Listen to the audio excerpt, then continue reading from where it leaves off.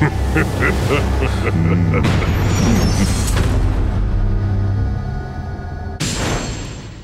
halo teman-teman semua, bertemu lagi dengan saya di channel Wolf Warrior. Oke guys, jadi di video kali kita balik lagi di sesi batok alias bahas tokusatsu. Nah, seperti yang teman-teman tahu, ini untuk sesi batok kali ini guys ya, kita akan membahas episode keempat untuk mini series TAC ya, alias The Episode Konspirasi. Dimana untuk episode keempat kali ini sudah masuk ke dalam chapter kedua yang fokus ceritanya itu akan menceritakan kisah dari Ultraman Belial beserta Ultraman Toregia guys ya. Di sini seperti biasa ya, untuk episode keempat kali ini dibuka dengan narasi yang dibawakan oleh Ultraman Zero ya. Di sini Zero sempat mempertanyakan guys ya, apa sih yang menjadi rencana sebenarnya dari si Absolute Tartarus, karena Absolute Tartarus ini punya kemampuan yang cukup sangat ini ya, sangat diinginkan oleh banyak orang tentunya ya, karena kemampuannya ini dia bisa melakukan time travel guys ya. Jadi untuk masuk chapter kedua kali ini bisa dibilang storynya udah mulai rada ribet ya, karena bawa-bawa masalah time travel. Oke, nah kita langsung aja lah ya masuk pembahasan episode 4 kali ini.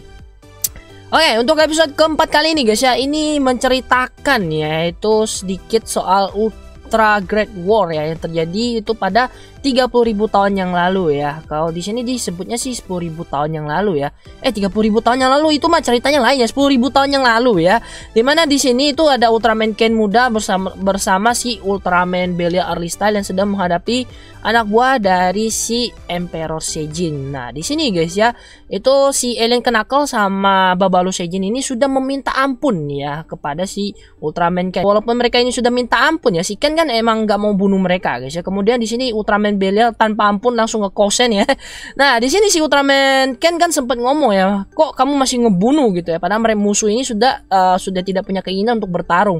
Nah, sebenarnya di sini guys ya, kalau kita mau lihat ya, tindakan Belial itu sebenarnya nggak salah ya, karena kita masih di dalam masa perang gitu loh.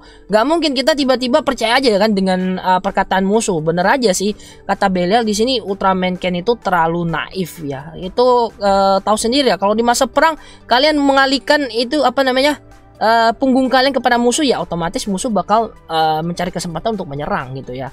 Oke, kemudian kita lanjut guys ya. Setelah si Ultraman Belial sama Ultraman Ken itu balik ya ke planet M78, di sini itu Absolute Tartarus kemudian muncul guys ya. Dan di sini kemudian guys ya, kita sampai di scene dimana ini si Emperor Seijin ya yang sedang melakukan serangannya kepada para penduduk M78, dimana di sini pasukan yang melindungi planet M78 itu dibabat habis guys sama dia ya, karena memang untuk Emperor Seijin ini punya kekuatan yang sangat dahsyat ya.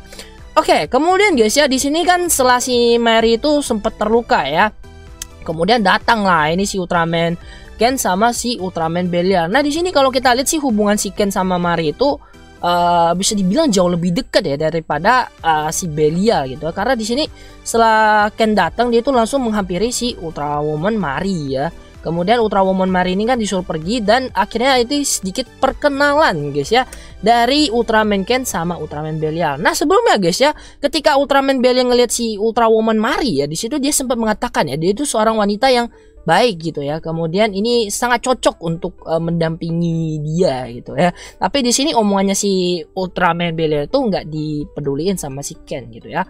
Kemudian di sini terjadi pertarungan ya antara Ultraman Ken sama Belial melawan si Emperor Seijin.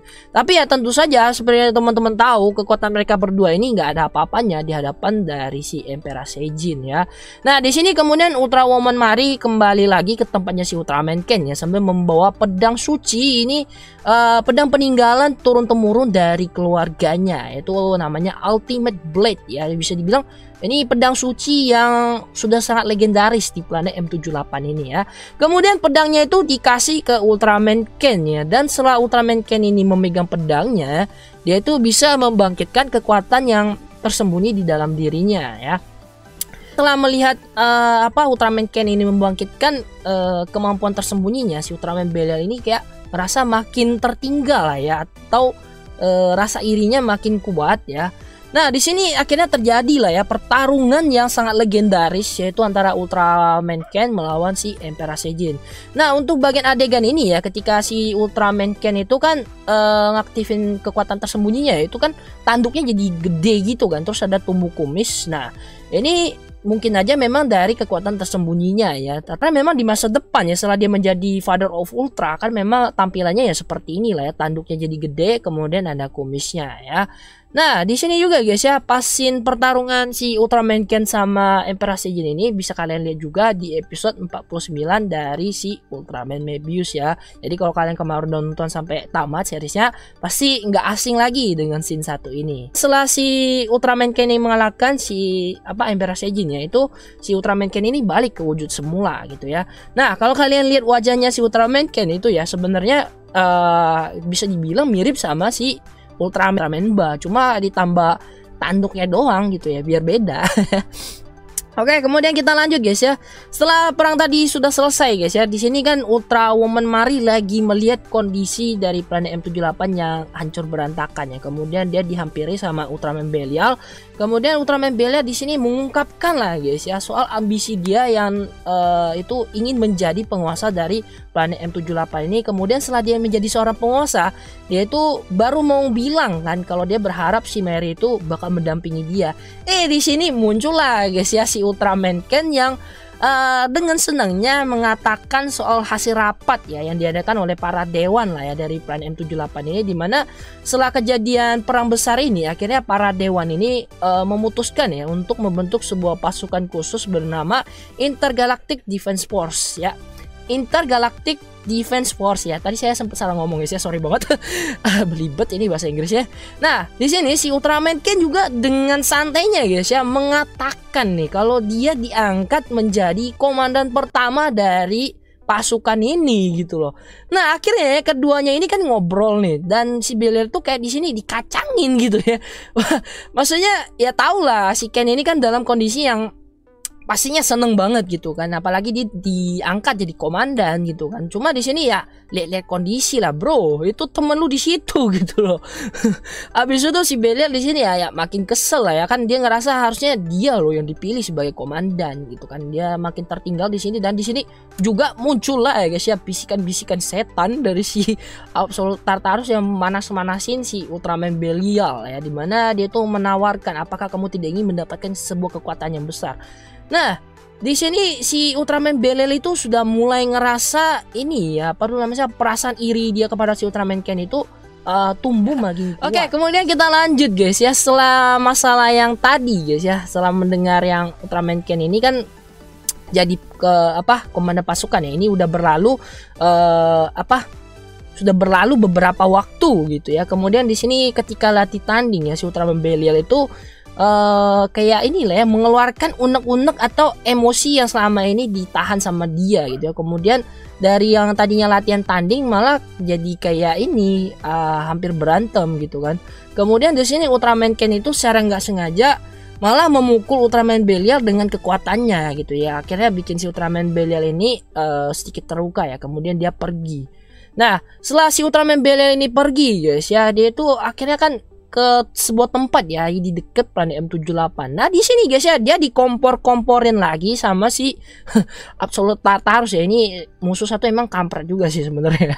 Setelah dikompor-komporin kali ini ya, si Ultraman Belial akhirnya memutuskan ya kalau dia itu akan mengambil itu si Plasma Spark-nya. Dan cuma kalau kita ngikutin timeline asli ya dari yang movie ini Mega Monster Battle Galaxy, di situ kan Ultraman Belial ketika ngambil Plasma Spark itu kan ini ya, kekuatan Plasma Spark itu nggak bisa nerima dia ya, atau yang inilah ya, secara kekuatan itu kan terlalu besar ya, harus orang terpilih gitu ya baru bisa menggunakan kekuatan itu. Kayak si Ultraman Zero kan akhirnya dia dipilih dan dapat penggabungannya Slagernya, cuma saya lupa nama Slagernya.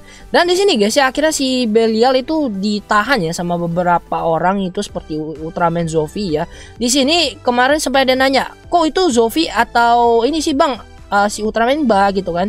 Soalnya kalau kalian lihat memang di sini Ultraman Zofi atau Zofi itu masih yang muda gitu ya. Jadi dia masih belum punya lencana yang Star Mark-nya ya di bagian dada. Makanya kalau kalian lihat sekilas itu mirip banget sama Simba. Tapi kalau kalian lihat secara detail Ultraman Ba sama Zofi itu perbedaannya di bagian corak bagian ini ya, pinggang ke bawahnya ya.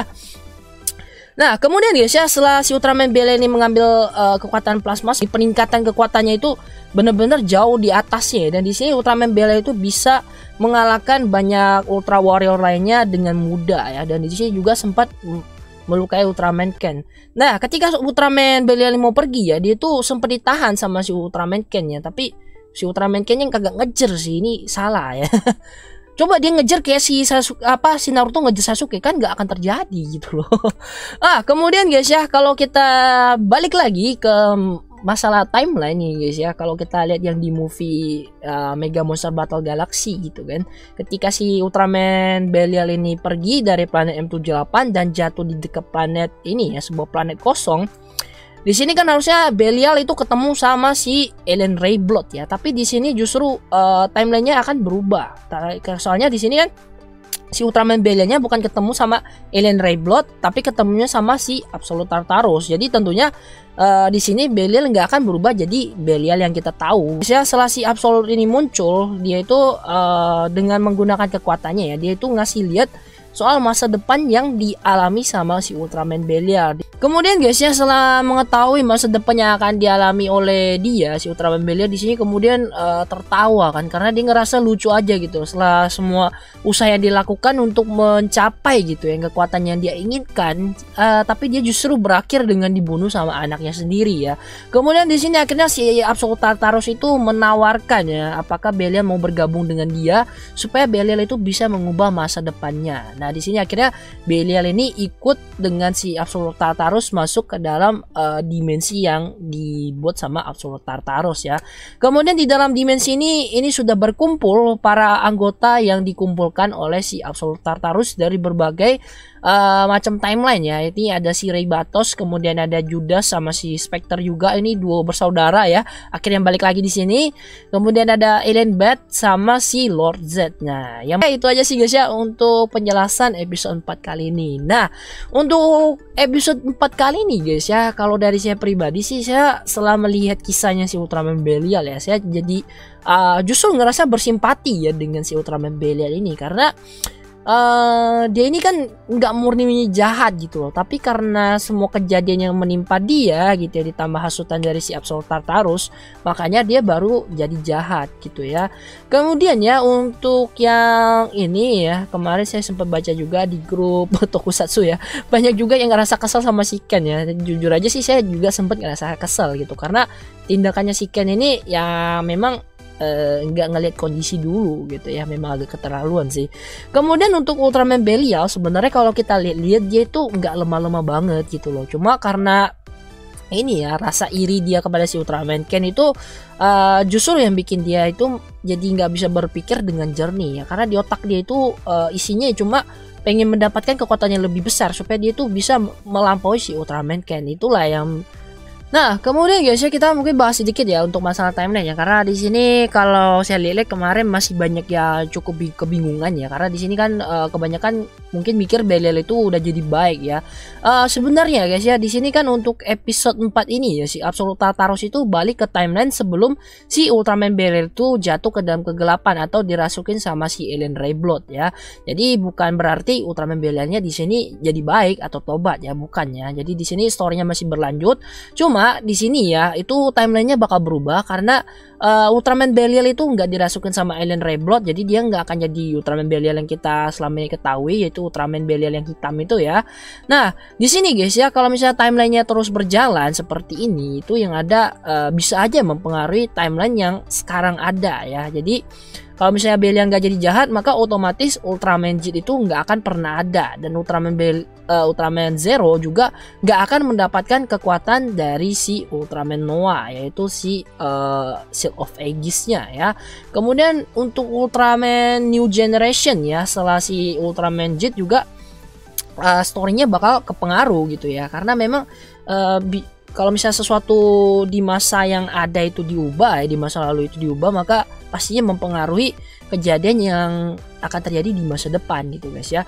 Nah, bisa aja juga untuk timelinenya ini bakal jadi alternatif timeline ya. Jadi ini memang kalau udah nyangkut masalah timeline sih udah ribet gitu penjelasannya ya. Mungkin ada yang lebih ahli nanti bakal bikin penjelasannya ya, atau nanti saya cari-cari info lagi lah ya buat bikin masalah teori-teori dari ini lah ya, masalah timeline untuk mini series kali ini, karena memang untuk episode ini itu punya story yang menarik ya. Nah, secara keseluruhan guys ya, untuk episode 4 kali ini ya, ini kan menceritakan awal mula ya si Ultraman Belia itu kenapa bisa jatuh ke dalam kegelapan. Semuanya itu di ini ya, apa tuh namanya, dikemas dengan singkat, padat dan jelas ya. Kemudian di sini kita akhirnya ketahui juga lah kalau Belial itu memulai perang juga karena ngebucin. Kagak ya, bercanda guys ya. Nah, itu aja sih guys ya dari saya. Kalau misalnya waktu penjelasannya ini ada yang salah ya, itu mohon dimaafkan lah ya. Kemudian kalian bisa bantu perbaiki juga itu dengan tulisin banyak komentar. Kemudian kalau kalian punya teori yang menarik, silakan sampaikan di bagian komentar. Kita bisa diskusi bareng guys ya, diskusi santuy. Yang penting kagak ribut aja. Nah, seperti biasa, sebelum mengakhiri video ya, kalau kalian suka dengan videonya, jangan lupa tinggal like dan bantu share videonya. Oke, kita akan ketemu lagi di video pembahasan selanjutnya. Akhir kata, salam Tokusatsu Indonesia. Adieu.